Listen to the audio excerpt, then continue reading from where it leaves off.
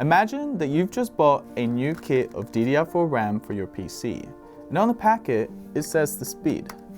But what if you could change a few settings in the BIOS of your PC and make it faster for free?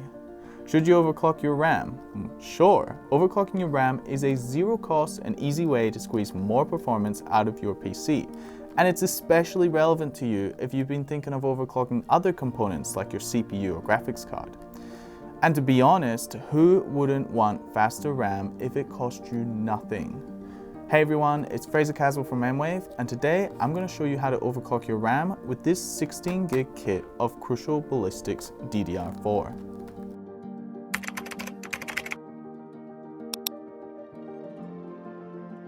When overclocking RAM, there are a few things we ought to keep in mind. Essentially, memory performance is dependent on frequency and timings, where our goal is to reach a higher frequency with shorter timings.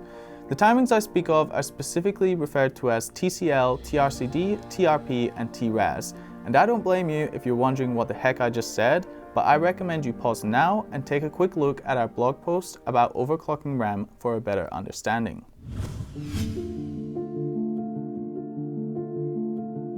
Begin by booting your PC into Windows, then go to your browser search engine and look for AIDA64. Then click the download hyperlink and grab AIDA64 Extreme. Once it's downloaded, install it and then run the application. Inside AIDA64, click Tools on the toolbar and then select AIDA64 CPU ID. In here, you will see your current frequency and timings beside the memory type entry.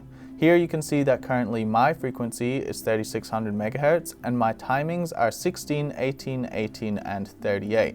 This is the default frequency and timings for this set of memory on its default XMP profile. Now, click on Tools again and open the cache and memory benchmark. Let the benchmark run, noting that it may take a couple of minutes, and then take a screenshot of the results. These results will be really useful to compare with your new overclock. Now, reboot your PC and enter the BIOS. Inside the BIOS, we're only going to set our new frequency overclock, and we will be making changes to the timings later.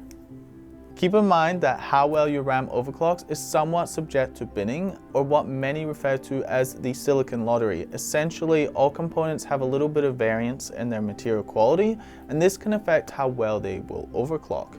I like to think of it as a tray of freshly baked cookies. There will always be some that look and taste better than others. I suppose that's in essence what is occurring when a batch of components is produced. Anyways, back to it. So every motherboard's BIOS is a little bit different, but essentially you'll want to first disable the XMP profile if there is one running. Then find and increase the system memory multiplier by roughly 400 MHz. And also find the DRAM voltage and set that to 1.4 volts. Now save and exit the BIOS. If you successfully reach Windows, congratulations, keep watching. If not, pause this video, go back to the BIOS and decrease your 400 MHz overclock by 100 MHz at a time until you successfully boot. Now log back into Windows and open AIDA64 and rerun the cache and memory benchmark. As long as the overclock is stable, it should complete and show you your results. Referring to our previous screenshot, you'll notice that the overall improvement is not so great. That's because we haven't made changes to our timings yet. They're actually a lot higher now. So let's fix that by rebooting back into the BIOS. Once back in the BIOS, find where you can change the memory timings. Look out for settings called channel and rank interleaving and make sure that they're enabled. This will ensure that all the system memory latencies are set together instead of you having to go to each module and change them one by one. Then we're going to manually adjust the 4 primary timings. So there are a few ways that you can determine the ideal timings for your overclock. For example, I usually use this method where I start by trying the default timings, and if that fails, I just keep increasing the first 3 latencies by 1 and the last latency by 2. Or sometimes I just make the last latency the sum of the middle 2 latencies. Yes, I know it's not very scientific, but I like it because it's a simple method. Eventually, we got a stable overclock at 4000 MHz with 19, 21, 21, 42 timings, which were good enough for me.